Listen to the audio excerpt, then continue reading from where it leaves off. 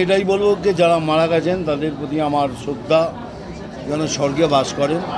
কিন্তু আমি জানতে চাই কেন, তার মানে কি কেউ না কেউ ভয় সৃষ্টি করছে? তো এসআইআর আবহে একদিকে পরপর মৃত্যু নিয়ে ক্রমশ সুর চড়াচ্ছে তৃণমূল, আর এসআইআর ইস্যুতে একের পর এক মৃত্যু নিয়ে তৃণমূলের আক্রমণের জবাব দিতে গিয়ে বিজেপি নেতা মিঠুন চক্রবর্তী ভীতি প্রদর্শনের জল্পনা উস্কে দিলেন। এটাই বলবো যে যারা মারা গেছেন তাদের প্রতি আমার শ্রদ্ধা, যেন স্বর্গে বাস করেন।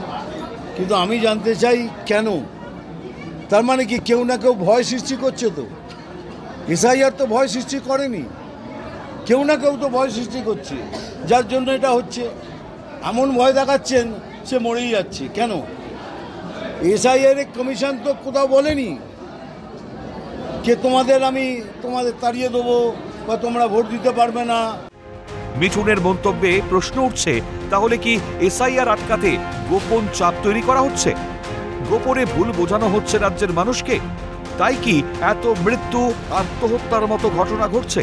বস্তুত রবিবারই সামনে এসেছে এসআইআর ইস্যুতে উত্তর 24 পরগনা জেলা আইএনটিটিইউসি সভাপতি তাপস দাশগুপ্তের বক্তব্যে তৃণমূলের শ্রমিক নেতা এসআইআর এর সঙ্গে এনআরসি ডিটেনশন ক্যাম্পের প্রক্রিয়াকে একই বন্ধনীতে ফেলে ভোটারদের বোঝানোর নিদান দিয়েছেন।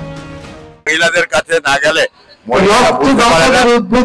এমনি ভয় পেয়ে যাচ্ছে, সুতরাং মহিলারা ভয় না পায়, তার জন্য মহিলাদের বাড়ি বাড়ি গিয়ে তাদের বোঝাতে আতঙ্কিত হওয়ার কিছু নেই, আমরা সঠিক সময় সঠিক পাশে আছি।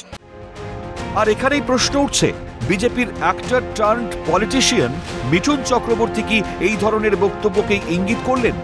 চেষ্টা করলেন ঘুরপথে তৃণমূলকেই দোষারোপের? পাল্টা সুর চড়িয়েছে শাসক দল।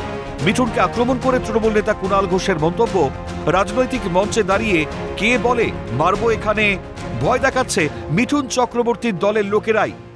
কারণ উনি যখন রাজনীতির মঞ্চে দাঁড়িয়ে বলেন মারবো এখানে, লাশ পড়বে শ্মশানে, তো তখন উনি মেরে ফেলার ভয় দেখান না, নইলে শ্মশানটা আসবে কোথার থেকে? মিঠুন চক্রবর্তী যখন মঞ্চে দাঁড়িয়ে বক্তৃতা করতে গিয়ে মারবো এখানে, লাশ পড়বে শ্মশানে, তো সেই হুমকিটার কি হয়? আর এসআইআর নিয়ে তৃণমূল কংগ্রেস কোনো ভয় দেখাচ্ছে না, ভয়টা দেখিয়েছে মিঠুন চক্রবর্তী দলের নেতারা। 1 কোটি মানুষের নাম বাদ দিয়ে দেবো, বাংলাদেশে পাঠিয়ে দেবো, এগুলো কারা বলেছে? কার্যত একই সুরে মিঠুন চক্রবর্তী ও তার দল বিজেপিকে বিঁধেছে বামেরাও। সিপিএম নেতা বিকাশ রঞ্জন ভট্টাচার্যের মন্তব্য, ভয় দেখাচ্ছে বিজেপি, অপপ্রচার করে মানুষের মনে ভয় তৈরি করছেন। হ্যাঁ, সেই ভয়টা তো দেখাচ্ছে মিঠুন বাবুর নেতা শুভেন্দু বাবু, মিঠুন বাবুর নেতা অমিত শাহ, যারা চেঁচামেচি করছেন। বাংলাদেশি ঘুষপেটিয়া বিহারে একজনকেও খুঁজে পাননি। প্রধানমন্ত্রী নির্লজ্জের মতো বলছেন যে আমরা আমাদের ভারতবর্ষের সব সম্পদ নাকি এরকম অনুপ্রবেশকারীরা খেয়ে নিচ্ছেন।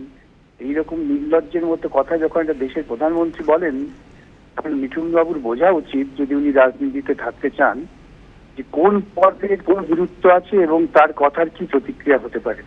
এই কথাটা যদি মিঠুন বাবু বলতেন কিছু যায় আসতো না, কিন্তু বলছেন ভারতবর্ষের প্রধানমন্ত্রী, ভারতবর্ষের স্বরাষ্ট্রমন্ত্রী, বলছেন মিঠুন বাবুর নেতা শুভেন্দু, বিরোধী দলের নেতা। এরাই তো পরিকল্পিতভাবে অপপ্রচার করে মানুষের মধ্যে আতঙ্ক তৈরি করছেন। এদিকে এসআইআর আবহেই নাগরিকত্ব দেওয়ার জন্য রাজ্যের বিভিন্ন জায়গায় ক্যাম্প করছে বিজেপি। রানাঘাট 1 নম্বর ব্লকের কালীনারায়ণপুর পাহাড়পুর গ্রাম পঞ্চায়েতের কামগাছিতে রানাঘাট উত্তর পশ্চিম কেন্দ্রের বিধায়ক পার্থসারথী চ্যাটার্জির উদ্যোগে রবিবার থেকে চালু হয়েছে সিএএ ক্যাম্প। বিজেপির উদ্যোগে উত্তর 24 পরগনা জেলার বারাসাতের হৃদয়পুরে সিএএ ক্যাম্প করা হয়েছে। নাগরিকত্বের আবেদনে ক্যাম্পে ভিড়ও জমিয়েছেন বহু মানুষ। ক্যালকাটা নিউজ।